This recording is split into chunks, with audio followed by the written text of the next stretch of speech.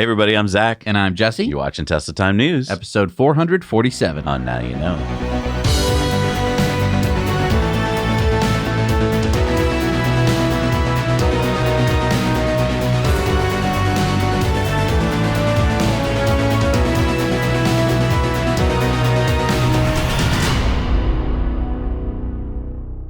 For those of you who have been with us for a while, you already know that Zach and I started Tesla Time News back in August of 2016. And we've been bringing you Tesla Time News now for 447 weeks in a row. And if you're like, why is Tesla Time News coming out on a new day? Well, in case you missed it at the end of last week's show, we told you that we are now switching up the format a bit. We are now going to be bringing you Tesla Time News 3 times a week.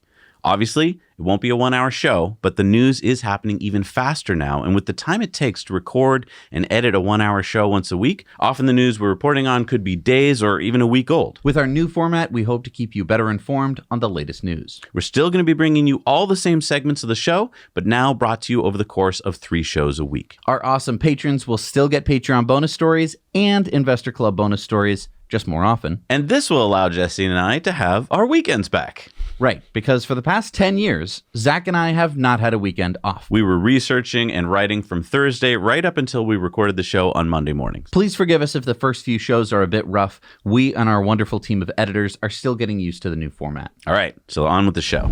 So, wondering what the Tesla diner in Hollywood will look like at night? Well, here it is with the lights on. We've also just learned that Chef Eric Greenspan, who is a top-ranked chef, will be in charge of the menu and kitchen at the Tesla diner. Greenspan has hosted and competed on countless TV shows and says the Tesla diner will feature a 1950s retro charm, dazzling neon lights, and unmistakable scent of freshly grilled burgers and hand-spun milkshakes. And Elon says it will be cool. And get this, in addition to the 2 45-foot LED movie screens, there are going to be 75 V4 Supercharger stalls. 75? How are they going to fit 75 stalls on that tiny lot? Well, there is an adjacent lot that you can see in this photo. But of course, Vanity Fair had to run this article. Elon Musk will subject his notoriously thin skin to restaurant critics. The Tesla investor is opening a Los Angeles diner because who'd dare complain about food service? Oh my, these french fries, they didn't even use truffle oil. My Franz von Holzberger was a little dry.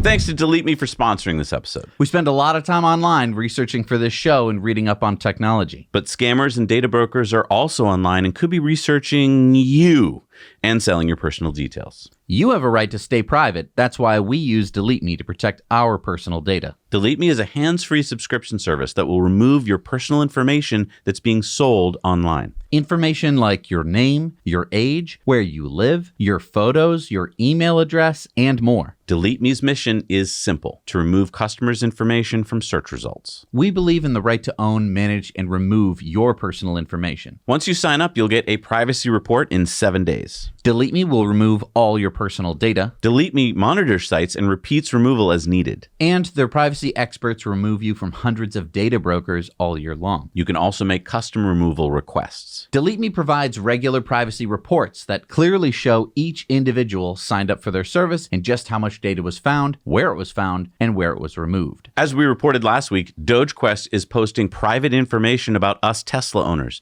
The nasty people at DogeQuest don't honor takedown requests, but to help keep your data from getting into their hands, having DeleteMe remove your personal information from data broker websites will certainly reduce your overall threat exposure. Sign up for DeleteMe via our link in the description and use our code NYK20 to get 20% off.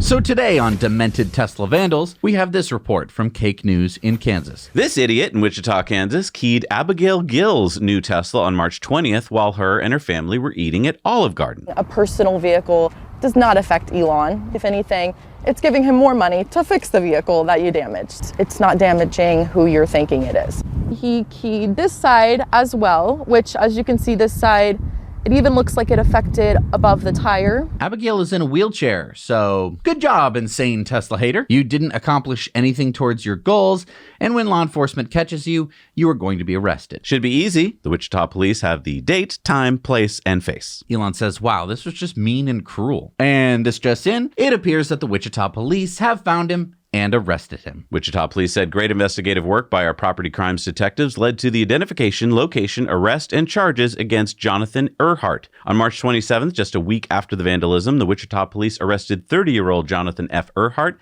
and District Attorney Mark Bennett charged him with 1 count of criminal damage to property, a severity level 9 non-person felony, which in Kansas carries a sentence of 5 to 17 months in prison. Bye-bye. Or how about this moron, Jim Pellis, who was staying at the Omni Mount Washington Resort and Spa in Bretton Woods, New Hampshire, and while he was there on March 25th, in addition to soaking in the nature, he decided to key Kerry Puyo's Cybertruck. You gonna key that Tesla? No. Okay. Well, we have one. Okay. Yeah, that's Jim Pellis, Regional Sales Director for Armor Code. So he works for an AI security company, and he doesn't know that Teslas have cameras. That alone should be why Armor Code should fire him, not to mention him being a criminal. Well, it appears Armor Code got the memo. I'm not even sure what you would call this.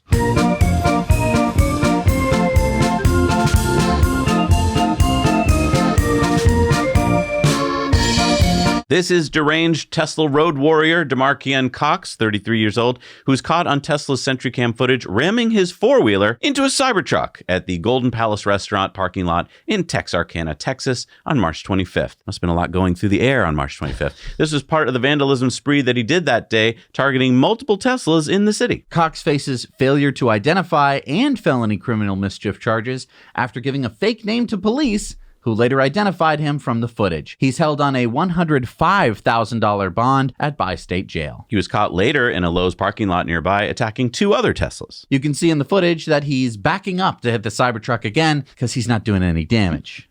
More charges are likely coming as he is tied to other Tesla rammings. And Elon said, what a jerk.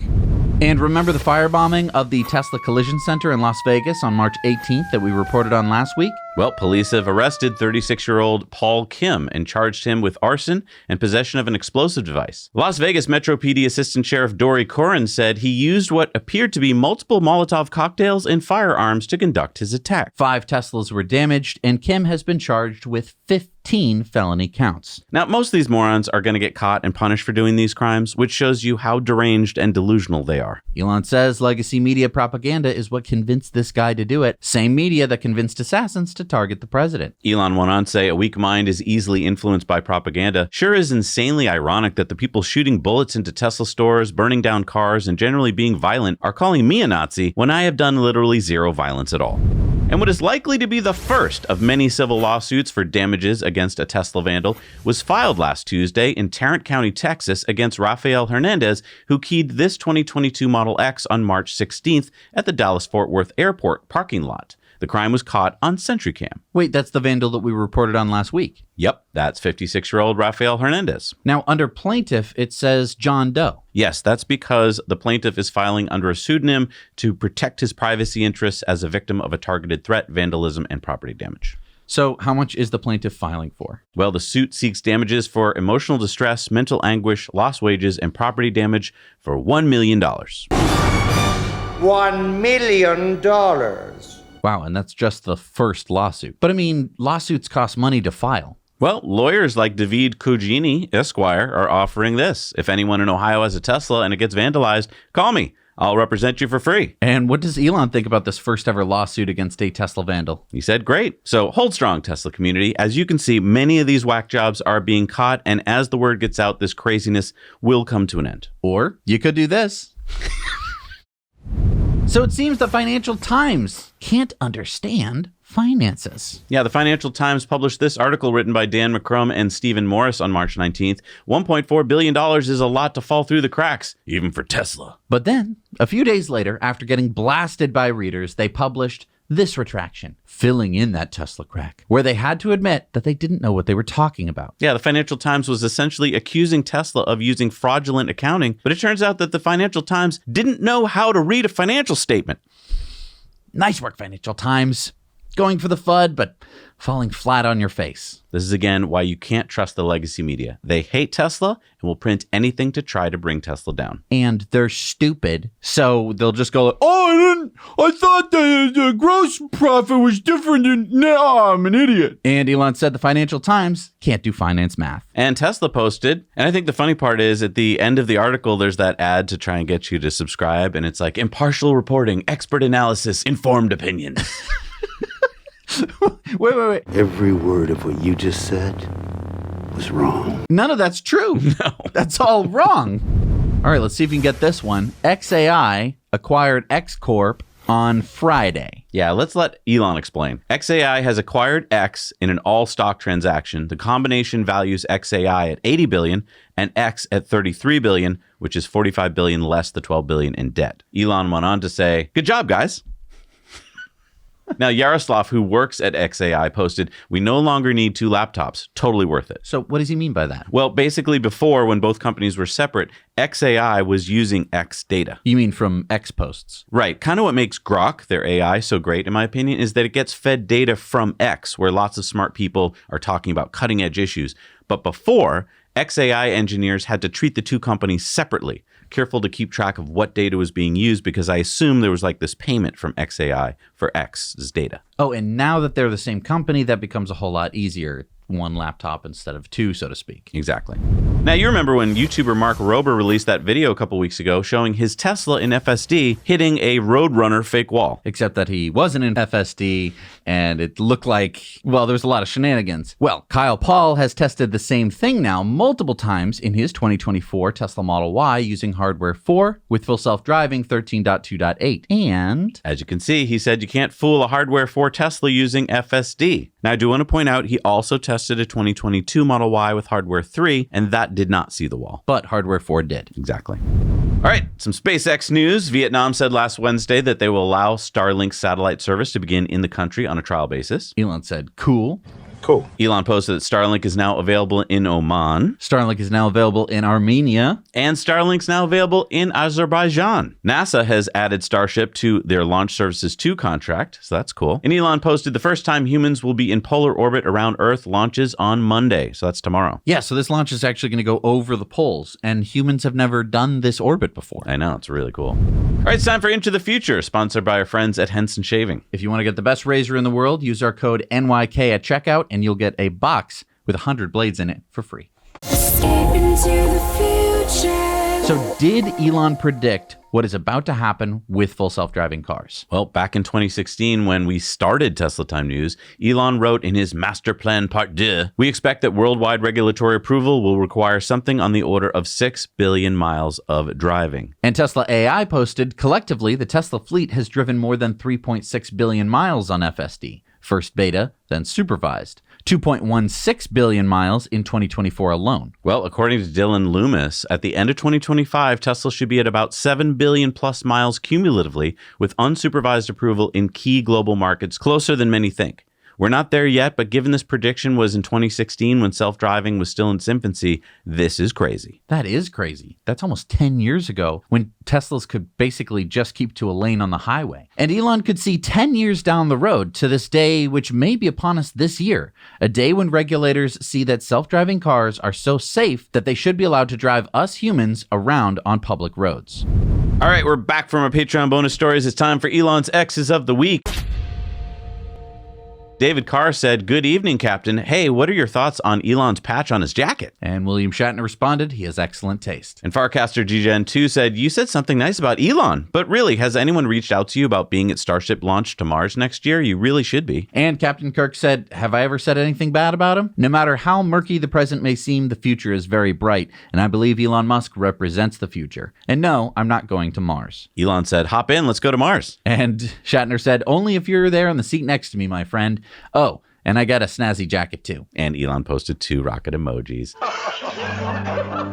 Starlink posted, "Devastating to hear of the earthquake's toll on Thailand and Myanmar. The SpaceX team is prepared to provide Starlink kits to assist with communication needs and relief efforts." Elon posted, I know DoD procurement, Better than I knew any part of the government before Doge. Major reform is needed, and it will happen. Savannah Hernandez says, I caught a Jackson Hewitt employee coaching illegals on how they could get up to $14,000 in tax refunds, whether they're working or not. Perhaps figuring out who is receiving tax refunds is the next thing Elon should look into? Elon responded, IRS refund fraud payments are one of the several means used by the Democratic Party to attract and retain illegal immigrants in the USA. That's why they're so opposed to Doge stopping this.